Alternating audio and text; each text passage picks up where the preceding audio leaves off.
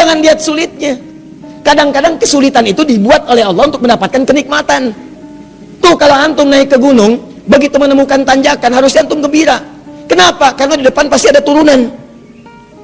Jadi kalau orang paham dengan fikih di surat Al-Kahf ini, ketika Anda dihadapkan pada ujian, Anda nggak usah nangis berlebihan. Jangan takut. Karena kadang-kadang ujian itu diturunkan untuk memberikan rahmat yang lebih luas bagi antum. Antum tuh dibuat kuat dulu. Bikin nangis supaya ke depan gak keluar lagi air mata. Kebal antum dengan semua ujian yang ada. Itu cara memahaminya. Ini gak usah berkeluh kesah. Baru turun ujian yang kecil udah bikin status. Ya. Kamu kenapa sih? Kata suami. Istrinya pasang status. Ternyata dia tidak seperti yang aku kira. Terus yang paling gak enak ditungguin tuh ada komen gak ya? Kenapa Jeng? Gak nyangka ya. Nyangka. Jadi buat status tidak menyelesaikan masalah. Ya, tidak menyelesaikan masalah tapi nambah persoalan. Jelas ya? Maka bagian pertama, kalau antum diuji dengan persoalan, boleh jadi jangan persoalannya yang dilihat, itu cara Allah untuk memberikan rahmat kepada antum. Sebab kalau nggak diberikan persoalan itu, rahmat nggak akan turun. Pemuda itu kalau nggak dapat tadi itu kejar-kejaran sampai ke gua, mana mungkin turun rahmat Allah 309 tahun. Ikuti itu. Ya, saya tidak ingin mencontohkan pribadi karena mungkin disangka nanti sesuatu yang tidak baik. Tapi banyak orang mempraktekkan demikian dan itu berhasil. Coba lihat, antum kenal Buya Hamka? Kenal. Oh. Alhamdulillah. Ya, yang penting antum kenal lah, walaupun beliau nggak kenal antum. Ya. Buya Hamka sempat beliau kemudian dalam episode kehidupannya dimasukkan ke dalam penjara. Tapi setelah beliau di penjara itu, bukan perasaan mengeluh, bukan dendam, bukan marah, bukan puncak dari emosi yang keluar, tapi syukur kepada Allah. Ketika ditanya bagaimana pendapat Anda Buya mendapatkan perlakuan seperti itu dimasukkan ke dalam penjara, beliau malah mengatakan, saya bersyukur kepada Allah Subhanahu wa ta'ala. Kalau ada waktu, saya pengen ketemu presiden untuk mengucapkan terima kasih telah memasukkan saya pernah ke penjara dalam episode hidup saya, kalau bahasa kita sekarang. Kenapa? Karena ternyata di penjara itu saya bisa menyelesaikan tafsir Al-Azhar. Kalau saya nggak masuk ke sini, nggak jadi ini tafsir. Jadi cara melihatnya itu rahmat Allah, persis seperti ini nih yang kita baca tiap Jumat itu. Bicara orang kalau kebiasaan baca Al-Kahf, spiritnya ada dalam jiwa, dia nggak akan gugur karena ujian-ujian. Walaupun sifatnya sakit, yang dia baca rahmatnya. Jadi kalau Anda terbiasa membaca Al-Kahf, paham maknanya, itu Anda akan senang melihat musibah, senang melihat ujian. Yang dilihat rahmatnya, bukan ujiannya. Masuk penjara malah senang. Tuh. Nabi Yusuf begitu masuk penjara, nggak enak kelihatannya masuk, cuman ternyata malah minta beliau, ya Allah, daripada banyak godaan, ya para sosialita yang menggoda saya sekarang, ya cantik-cantik luar biasa, dan itu udah banyak. Sosialita itu bukan cuma sekarang, zaman Nabi Yusuf udah ada. Senangnya kumpul-kumpul bicara yang nggak jelas. Ya ada yang jelas ada, tapi ini contoh yang tidak jelas. Kumpul-kumpul di rumah salah satu pejabat, Imra'atul Aziz, istri Perdana Menteri, hanya untuk membincangkan, mana sih si pemuda ganteng itu? Mana sih si ganteng itu? Katanya ganteng-ganteng Nabi ya? Iya, zaman sekarang ganteng-ganteng serigala. Ya, begitu kemudian ditampilkan oleh Imra'atul Aziz, Yusuf keluar. Begitu keluar, disebutkan di Quran surah 12 ayat 29, wa qulna hasya lillahi ma hadza basyara in hadza illa malakun karim. Ya, ini sih bukan manusia, ini malaikat yang menyamar dalam rupa manusia. Lewat, tak sadar ketika lewat, jarinya kemudian tergores dengan pisau itu. Saking tak sadarnya melihat gantengnya Yusuf lewat. Begini. Tuh. Nabi Yusuf ganteng, Nabi tidak sombong.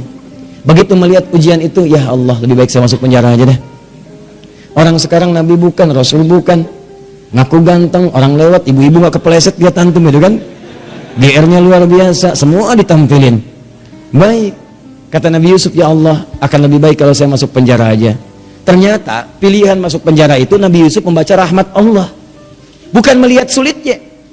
Lewat penjara itulah kemudian beliau bertemu dengan seseorang yang narapidana, dihukum di situ, kemudian bermimpi. Lewat mimpi itulah ternyata minta takwil ke Nabi Yusuf karena dilihat orang baik, orang soleh. Ditanya apa ini maknanya, dijawab oleh Nabi Yusuf. Ternyata jawaban itu yang mengantarkan beliau mendapatkan posisi jabatan di pemerintahan. Begitu rajanya bermimpi, Ya ada 7 ekor kemudian sapi, dimakan 7 ekor serigala, semuanya dimakan habis, hancur semuanya. Bingung menafsirkannya. Dukun-dukunnya sekitaran mengatakan itu paling mimpi buruk saja. Kok berulang-ulang terus-terusan? Ternyata narapidana yang bebas tadi, yang akhirnya melayani raja, membawakan airnya, minumannya, dia bercerita, di penjara ada seseorang yang bisa menakwilkan mimpi sukses. Waktu saya di sana ditakwilkan saya akan berada di sini. Saya bermimpi saat di penjara, kata orang itu, kamu akan jadi pelayan raja. Yang teman saya, kamu akan dihukum mati. Dua-duanya benar raja. Siapa namanya? Yusuf. Ternyata begitu kedengaran itu dipanggil kemudian, Yusuf, tolong panggil ke sini. Begitu ke sana, kata Yusuf alaihissalam, saya akan datang kalau raja sendiri membebaskan tuduhan saya. Maka ketika datang dibebaskan tuduhannya. Tapi yang paling penting, begitu selesai tuduhan dibebaskan, kamu akan saya angkat jadi orang terdekat saya.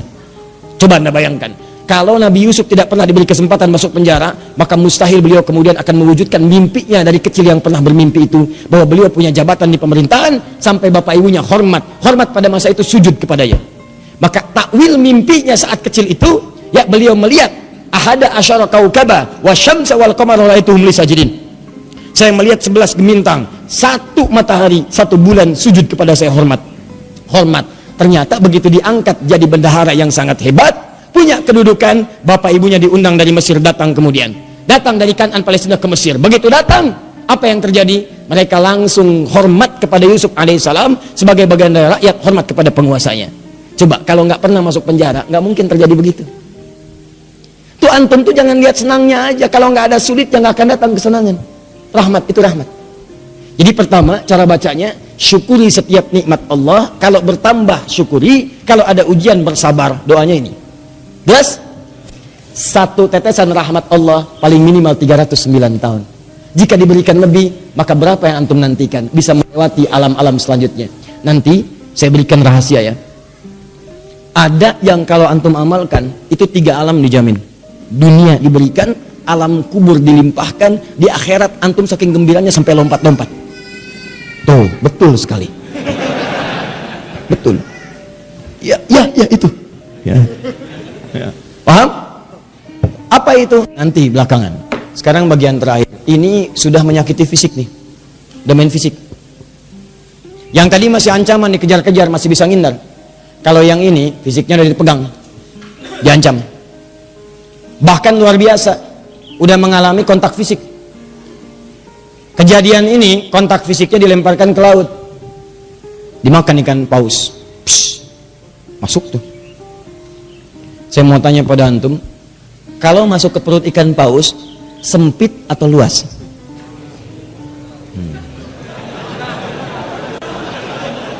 Ntar, saya tuh penasaran dengan antum ya. Antum tuh siapa sebetulnya?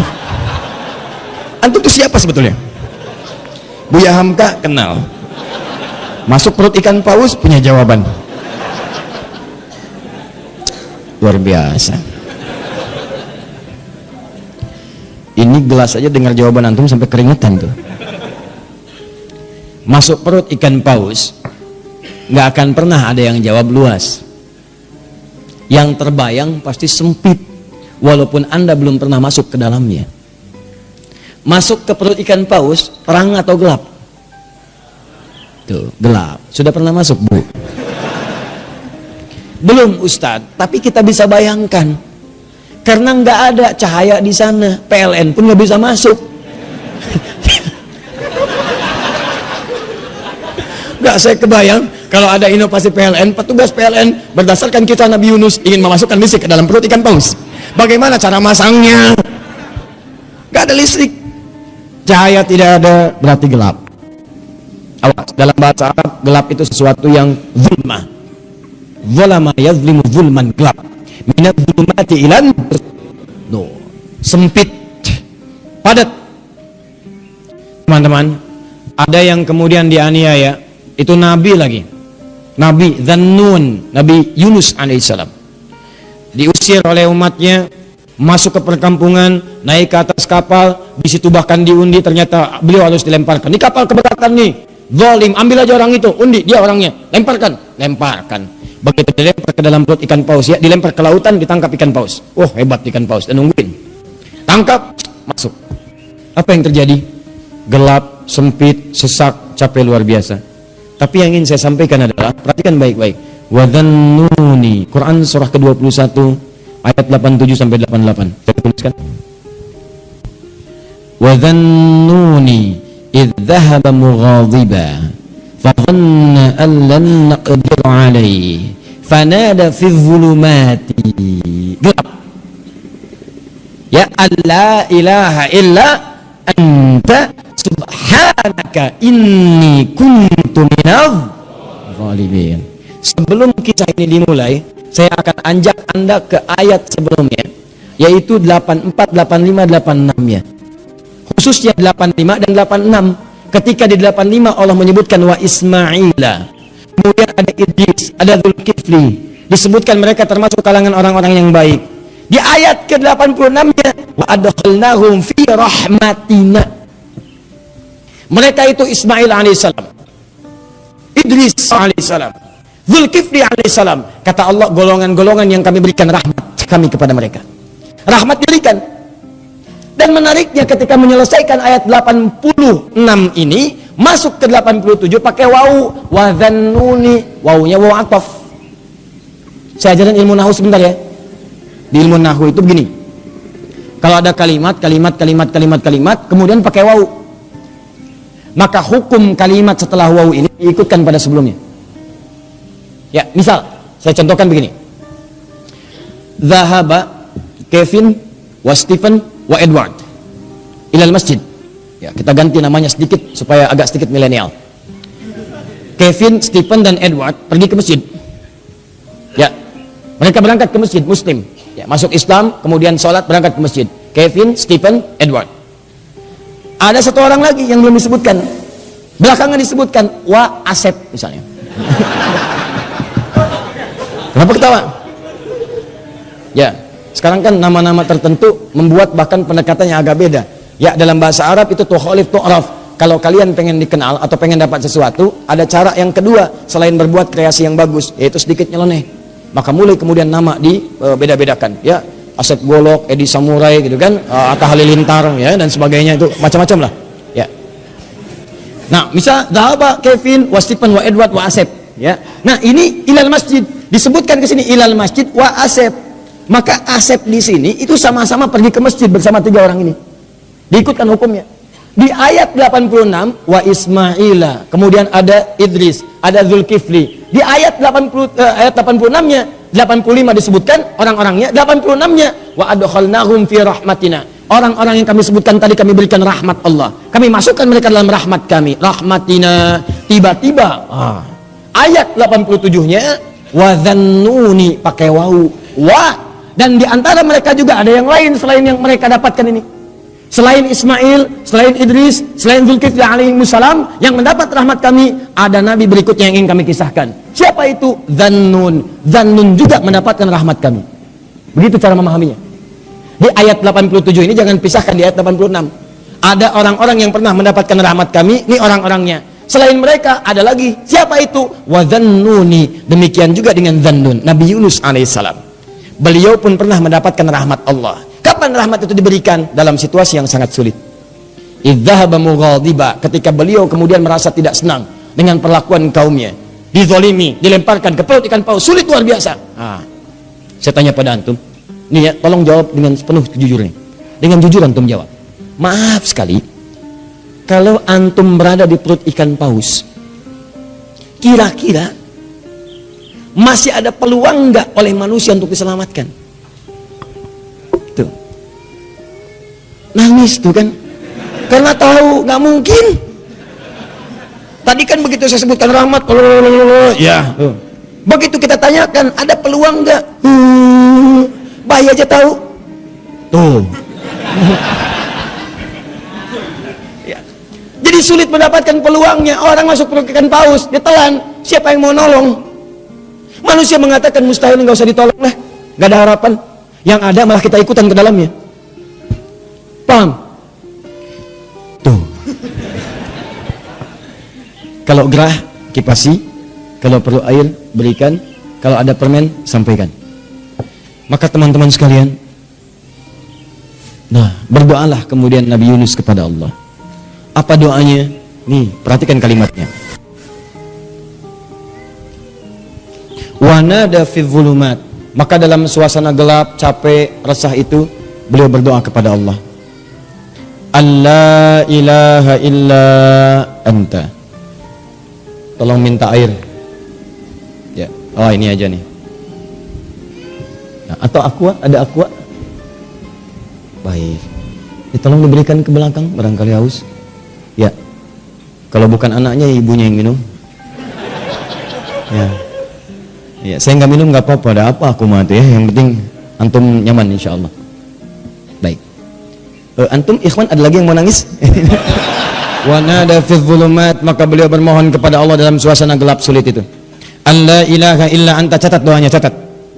Kalau antum sedang dizalimi orang secara fisik, diancam, dimacam-macam, bahwa proyek antum diambil orang, kelihatannya zalim aja.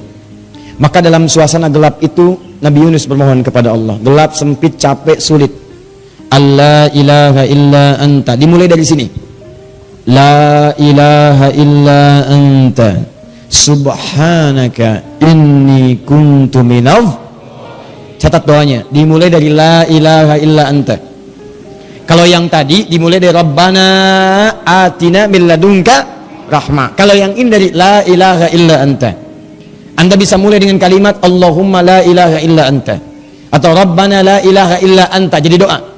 Subhanaka inni kuntu minadh zalimin. Anda tahu apa yang terjadi? Begitu doa ini dipanjatkan, turun jawaban Allah. Apa jawabannya? Ayat 88. Fastajabna.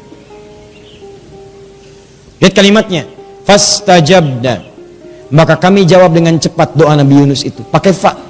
Saya sering terangkan fa. Huruf sambung tanpa jeda. Begitu selesai berdoa, turun jawaban. Tapi Allah bukan mengatakan fa'ajabna, fastajabna. Pakai ista. Ingat pertemuan lalu, kalau ada ista berarti ada tuntutan, amalkan dulu ininya baru kami berikan jawabannya.